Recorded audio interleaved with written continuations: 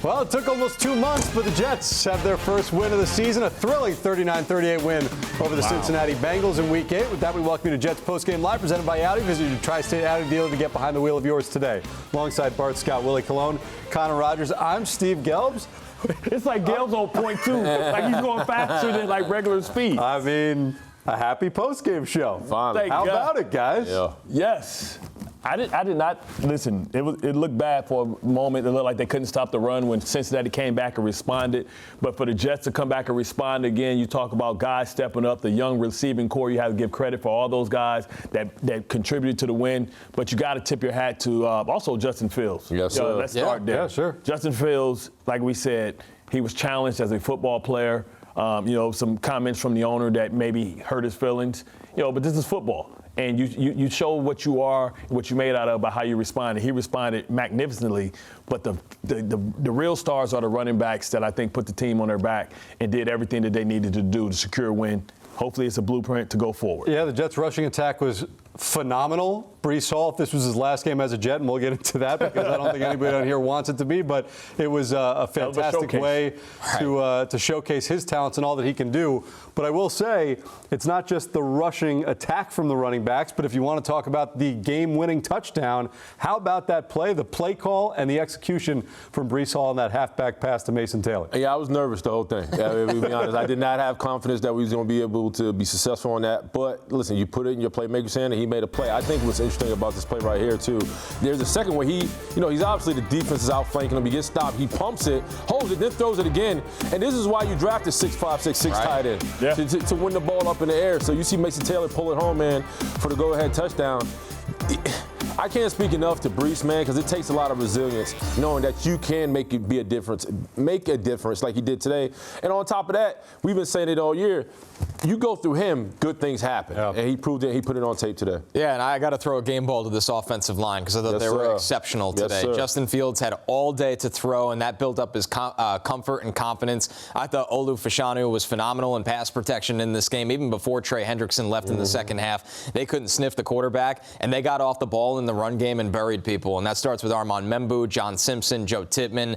The tight ends blocked, and that's something they haven't done all year. I thought the offensive line really set the tone in the second half of the comeback, and the Jets' run game was phenomenal, and I agree the running backs were great, but man, the way those dudes fought in the trenches today was exceptional. 254 yards rushing as a team. The Jets averaged 6.9 rushes per carry this afternoon. Breece Hall, 18 carries, 133. Isaiah Davis, 7 carries for 65 yards. This was kind of the blueprint from day one of what Aaron Glenn and the Jets wanted to be as an offense. And you look at, Justin Fields, 32 pass attempts, knowing you had to come back. But that's where you want him. You want him 25 to 32. Right. Yeah. That's where we used to keep Mark, right? And you play great defense. Not only bad part, right? And listen, doesn't matter. I'd rather have a win. But, that defense, and we knew it was going to be that way. That's why when I'm listening to Archuleta as they're talking about it, I'm saying, listen, they're trying to stop them in a 6-man box and not give up a big play. Yes, they gave up big chunk runs in the run game, and at times it cost them. But if you're handing it off, then you're not throwing the ball, right? Throwing the ball and putting guys one-on-one. We saw that with the rookie Smith, and Higgins got an explosive play. That's a 5-second score.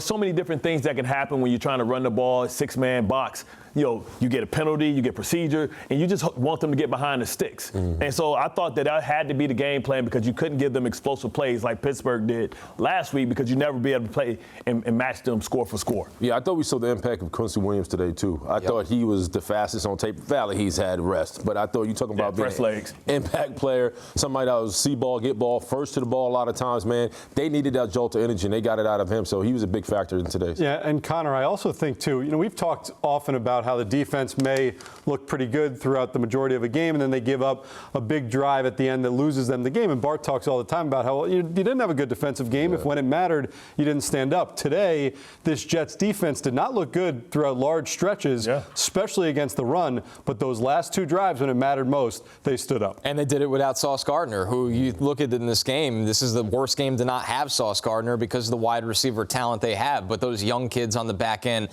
found a way to get it done, whether it was Malachi Moore, who kind of had some ups and downs today, and that's life as a rookie safety in the NFL. Bart brought up Azareye'h Thomas. It's, he thrown into the fire, third-round pick, and it's like, hey, T. Higgins. go cover T. Higgins one-on-one with no safety But that's life in the NFL. This is how it works. Once in a while, you got to punch above your weight class. And on that last drive, they punched above their weight class. And the Bengals even got a little cute with the clock and tried to run the ball. And the Jets were not good against the run today, but they were good against the run when they needed it most in that final moment. It may be weird, but they were good against the pass.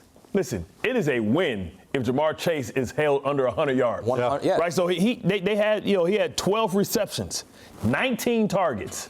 19 targets, but they held him in check. 91 yards. T. Higgins had the one big explosive play for 44 yards.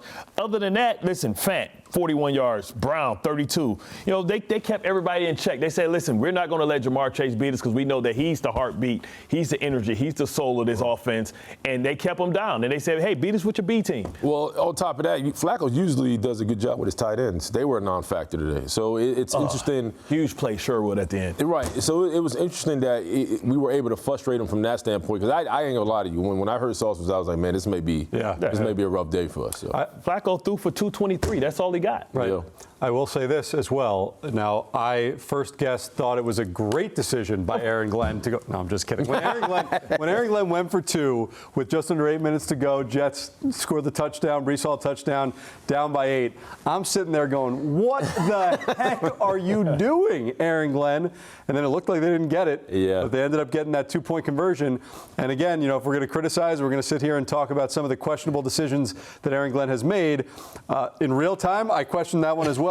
But hey, it worked out for them, and that's the reason that we're sitting here 39-38 right now.